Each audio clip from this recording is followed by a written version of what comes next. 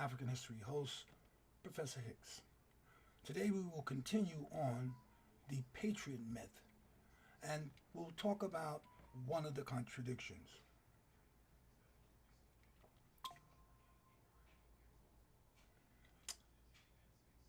Yesterday we talked about what the myth was, and we talked that the Patriot myth was a story of the liberators or the liberty persons who believed in liberty, the elite who believed in liberty, who propagandized liberty as something that was a unified thing.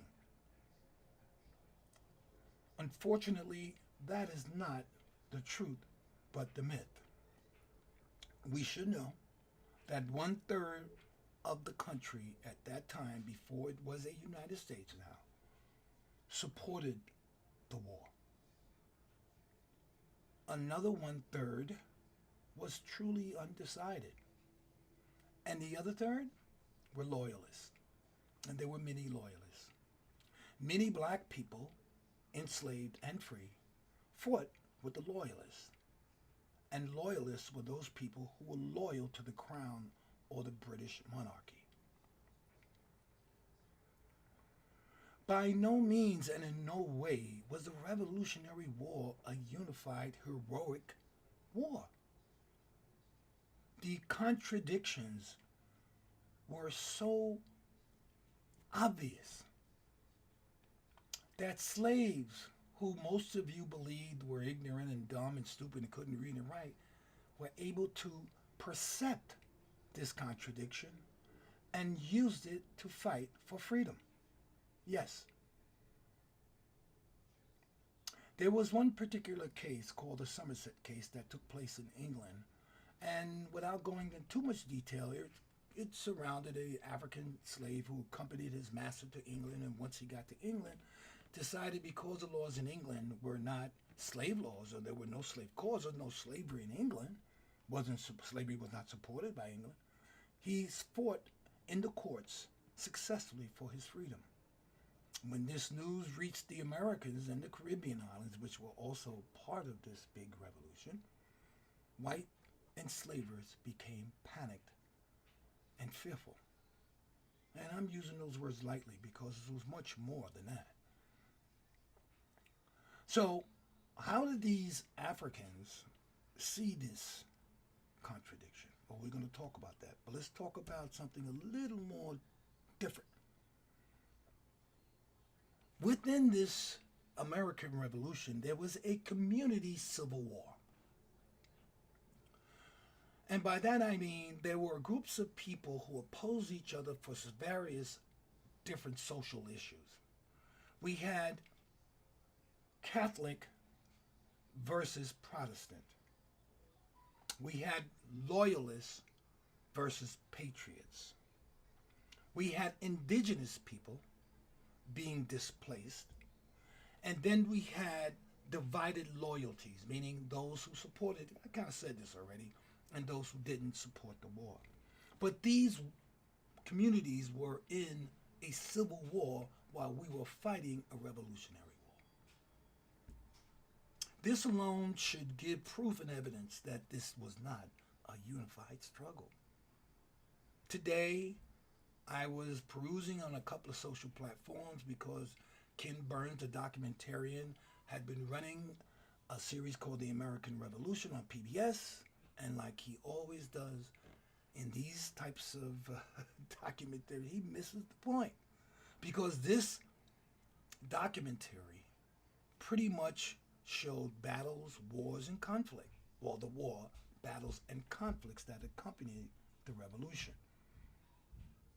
It did not go into the ideas and values of the war, and it did not go into the perspectives of those participants in this revolution. Such participants as the settlers, the colonists, the indigenous, and the African enslaved and free.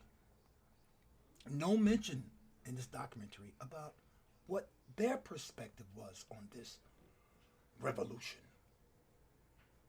Tad Stammer says that the revolution is still ongoing because the revolution truly was in the minds and psyche of the people I just described. And as we can see in our present day mess, that there are still these fights, conflicts, debates still going on today, with not much settlement in view or in sight.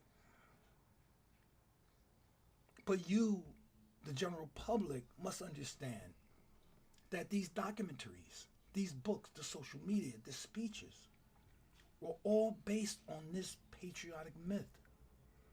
It is ingrained in us, a word I love to use, inculcated in us, socialized in us to believe. But this is the very reason why we have this march today towards fascism. Because the Patriot myth is one that cannot be proven on any evidence or based on any grounds anywhere except through the propagandized media, the social platforms, the books, the speeches, the movies, is the only proof of this myth. But the realities are very, very real, very, very structured, and are presently facing us as we move and march toward fascism. You see, the Patriot myth is much like my previous broadcast, apartheid. And we're going to break that down. So, this myth of this near universal unity for revolution and independence is a myth. There is no proof to that. The civil war between communities, there is much evidence. For example, many of the people in the Americas at that time, or in the colonies at that time, were controlled by vigilante militias who attempted to control the narrative of the Patriot myth. Your neighbor during this time might have been watching and in their mind recording or writing down what you might have said, how you might have behaved, based on the rhetoric that was being boasted about. You had committees of people, much like you did in Germany in 1933 and 38 in that time, who were spying on their neighbors to see and that they could divulge some information that might want to put these people in harm's way or eject them from the country or outright kill them, which many of them did. These vigilantes and militias were seeking out dissent.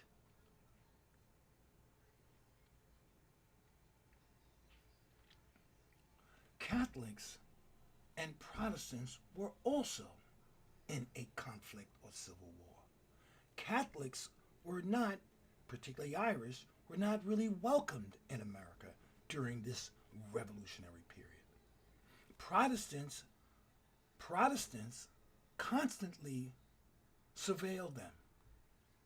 Protestants in the form of militias displaced them from their homes, from their property, and forced them out, or should I say, into the territories that were more controlled by the British. Loyalists and patriots fought as well. Many people during the revolution were not interested in separating from Britain because many of them had interests, economic interests, labor interests, social interests, relatives who they still loved in England, satisfied with the way the English government was treating them. Many were working on the docks, particularly in Massachusetts, benefiting from the fact that English ships, along with French and Spanish, were coming in to trade with them. They had no problem with the British government.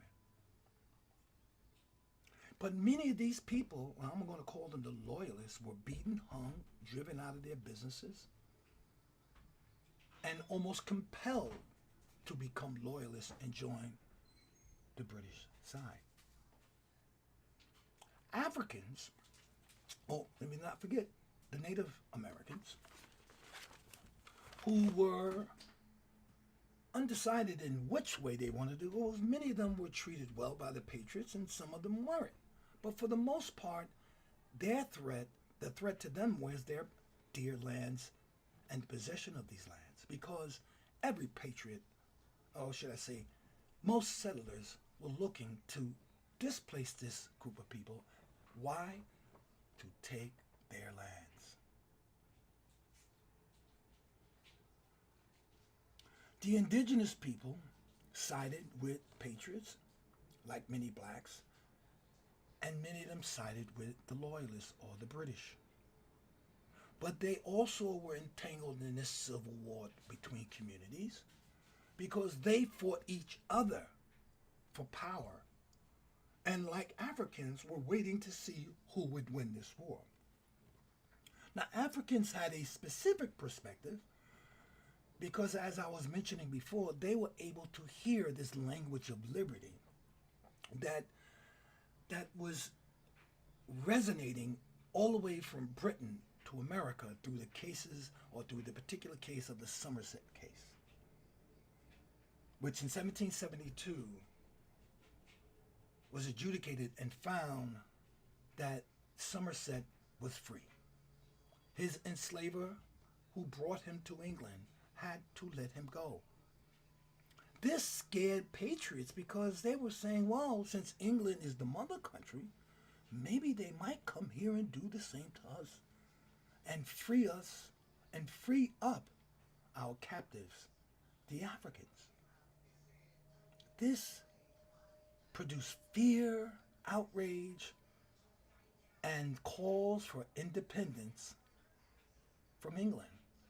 Remember, folks, that the economic base of the Americas at that time was based on slavery, no matter whether you were in South Carolina or Massachusetts. This is why we must get rid of this myth about the northern states did not partake in slavery. They were entrenched, and drenched in slavery. They insured the slave ships from the north, particularly New York. They insured the slave themselves. They insured the chains and the apparatuses that were needed to confine slaves. And they ensured that any slaves that were lost, that they would get paid for. So the revolution, as we were taught, failed, or should I say purposely omitted these types of activities, these types of riots, well, I say with the Africans, but the Africans and the patriots and the loyalists and the indigenous people were all fighting amongst themselves to find their different perspective, their different paths to freedom. No one got along. Of the 13 colonies that were in place before the Revolutionary War, all of them fought against each other. They competed for trade. They competed for population. They competed for power. And they competed against whoever attempted to take away their possessions. Now, finally, I want to say that this Revolutionary War was a global war. A global war. Let me give you a taste of why I say that. Settlers and colonists. Settlers in America were of a very different type. All sorts. In Spain, I'm sorry, in Florida, you had Spain, as they called it, New Spain. In Canada, you had the French. You still had the Dutch that were still making money off of furs sold by the natives to them. All of them had an interest in the revolution or this war turning out in their favor. The Spanish encouraged slaves from the south to come to Spain, what we call New Spain, Florida. The French encouraged Africans to come to Canada.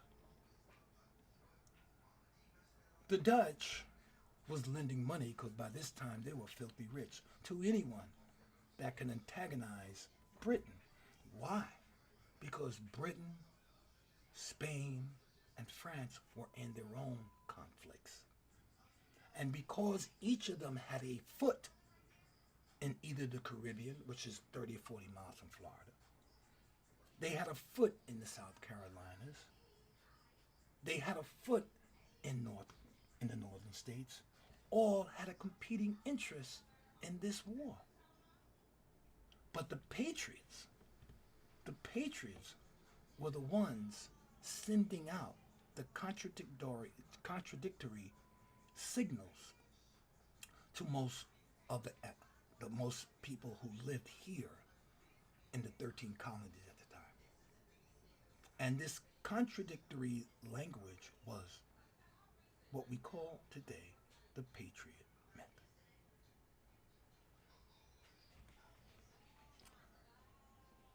I would like for you to subscribe and like this channel if it's meeting your interests or satisfying you with knowledge and content that you want. And I guarantee to see you again very soon in the next broadcast, where we'll move on into a little more of the patriotic myth. And I would like to leave you with something. Please look up settlers and colonists, because it gives us a different perspective about this war. Briefly, settlers were the ones who came here to settle and not go back. Colonists were people who came here, settled, but could possibly go back. Have a wonderful evening.